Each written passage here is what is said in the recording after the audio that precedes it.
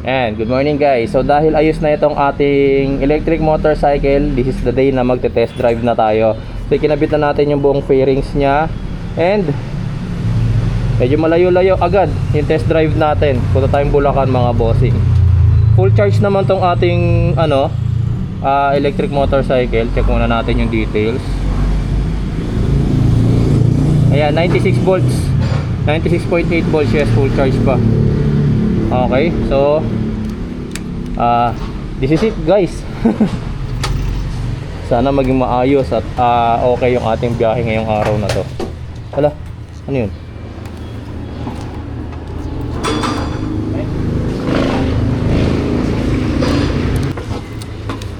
Yan, so dahil nga first time namin na ibabiyahe tong si electric motorcycle, dala tayo tali. May paglalagyan ka sa motor mo?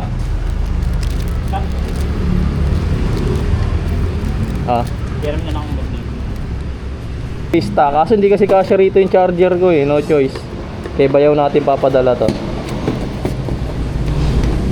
Hindi ko maisara.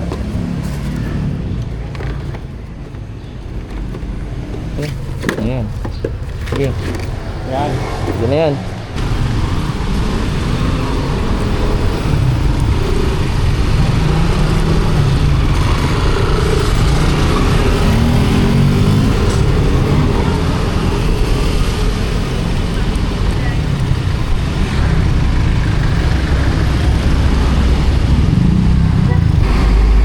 Ganda pala guys, no, habang gamit natin to, bigla may madaanan tayong checkpoint at parahin nila tayo, no?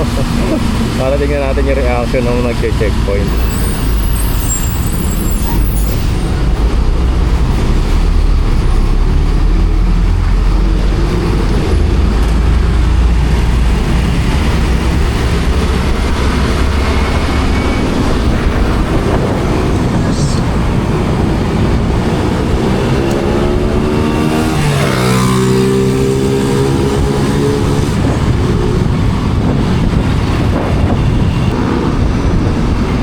Nga pala guys, medyo inaccurate yung gauge ng ating electric motorcycle. So 40 kph pa lang dun sa gauge.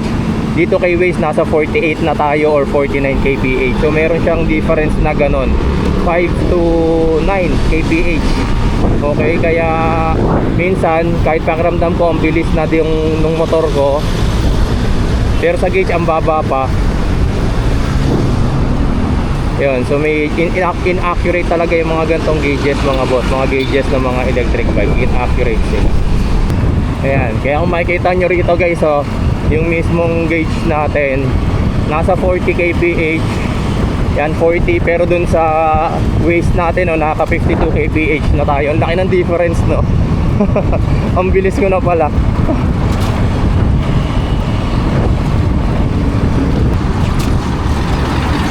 Nag-check lang ako, baka may ni-record na error yung BMS natin. Bigla kasi siyang nawalan ng kuryente. Kasi saglit lang naman. Ha? Hindi ka na tayo dadaan. Kaya nga eh. Wait lang Nat, may check lang ako. Ayan o, nag-reset nga yung ano natin. Nag-reset nga yung battery natin.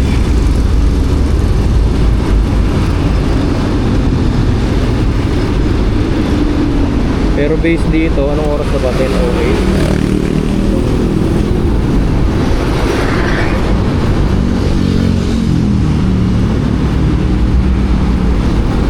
Nag-reset na naman siya. Nakaka 10 kilometers na biyahe na tayo. So mga 13 kilometers away na lang. Naka-experience na tayo ng isang shutdown. Pero as in saglit lang yung shutdown eh.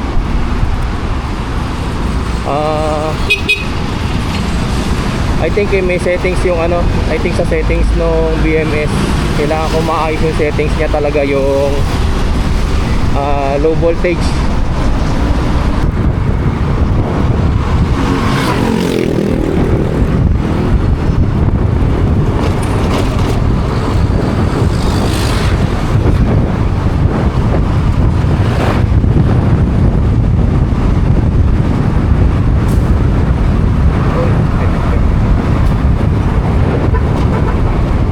Okay, na-experience natin second time. Habang umu-overtake tayo, bigla siyang nag-shop, nag power down na naman. Try natin.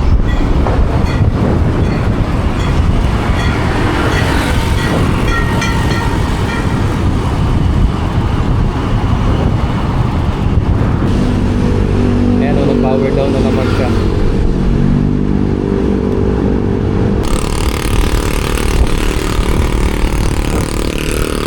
Based dito sa waste natin, 9.6 kilometers na lang tayo based dun sa natin, gauge naka 12 kilometers. So may inaccuracy rin yung ating trip reader. Given na yun kasi nga kung inaccurate nga yung kanyang speed, syempre pati yung kanyang distance ganun din, o yung trip reader niya.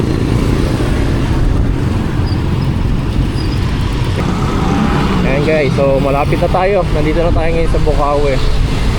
Ayan, makikita nyo yung mga signages sa paligid. Yung mga Bukawi na yung pangalan.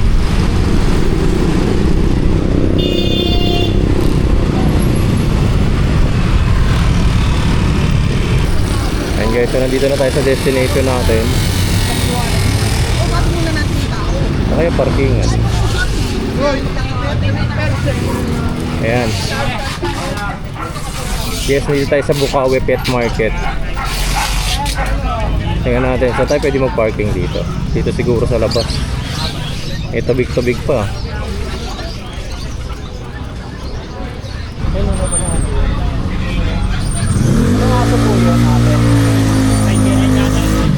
Chowski po. Chow tsaka husky. Chow yung nanay, husky yung tatay. Parang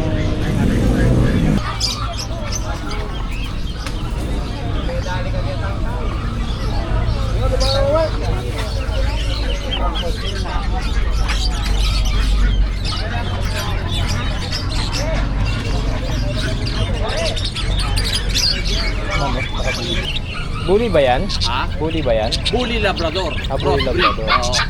Mga mix po. Lalaki yata eh. Lalaki? lalaki to. Lalaki. Kamuha ni Kaidig ah. Magkano? Pampulang po yan. Lalaki nakapili sa akin. Pagkat ng baba. Nag-alaga kaming ganyan dati, guinea pig. Pinipig mo rabbit. Ano, rabbit to? Rabbit ko. Rabbit? Dapat dalawa yan. Tatlo po yung rabbit. Tatlo daw eh. Dalawa lang yung hinihiling ko eh. Para bigyan. Magkano yung rabbit niya, kuya? 400 po siya. Ha? 400. 400. Dalawang babae sa lalaki. Pares, magkano? Hindi mo 400 po siya. 800 po. Wala na talagang bawas. Pero pares. bigyan siya tatlo. 1-1. Dapat 1 Huwag na magago. Lalab triangle pa. Dalawang babae sa lalaki. Ayan, gabo. Paano po nakikita yung babae? Sa babae. Yan, may titi? Ano yan? Ayan. Ayan, babae. Yan, lalaki yan. Lalaki. Lalaki yan. Itlog. Ito. Sensya na ako ah. Okay. Hindi, okay lang. Yun talaga. Ito talaga. Babae. Ayan. Yung babae. Lapad. Ha? Ano po kasi ba? May guhit. Ano? Kanyan. May guhit sa dulo. Ayun, may guhit sa dulo. May guhit. Ah. Huwag hindi, angat mo pa onte. Nalalaglag siya sa tali eh. Tumalon yan. Kuya. Makabula ka sa isa. Hindi, yung sakto lang na nakalapag sila para hindi siya May ino. Hindi mo mamamatay yan. Ha? Oh, yan, mula rito hanggang dun sa amin, 24 kilometers naman. Okay.